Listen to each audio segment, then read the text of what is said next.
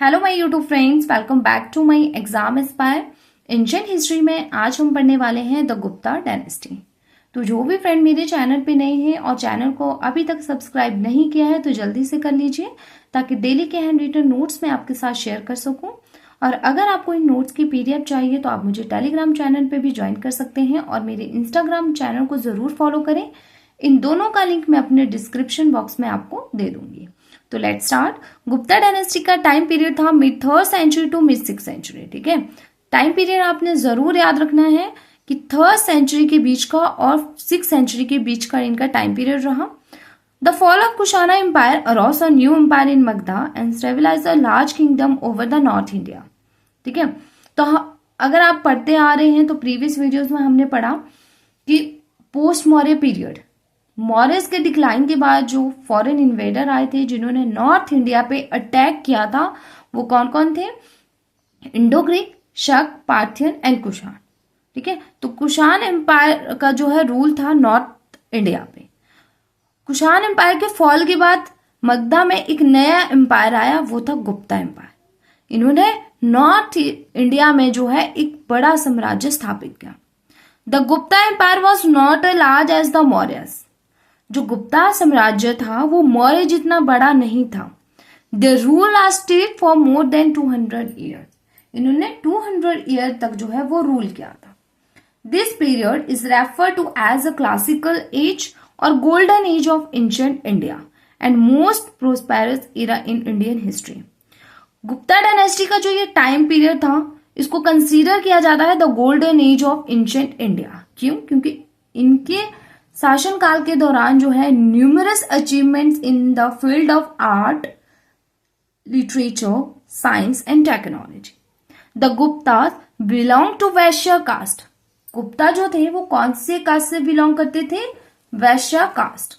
Sanskrit was the officially language of Gupta period. Brahmical religious literature was produced during this period. और इनके शासन काल के दौरान जो है ब्राह्मणवादी धार्मिक साहित्यों का भी निर्माण किया गया। According to epigraphic evidence. Epigraphic evidence का मतलब हुआ inscriptions on pillar, rocks and copper plates. जो इंस्क्रिप्शंस थी pillar, rocks and copper plates. ठीक है, एपिग्राफिक एविडेंस के अकॉर्डिंग जो गुप्ता एम्पायर के जो फाउंडर थे वो थे श्री गुप्ता। इनका टाइम था 240 टू 280 और इनका टाइटल था Maharaja. And his son, Shri Gupta के जो आगे बेटे थे वो थे घटोत्कच। इनका भी आगे टाइटल रहा महाराजा।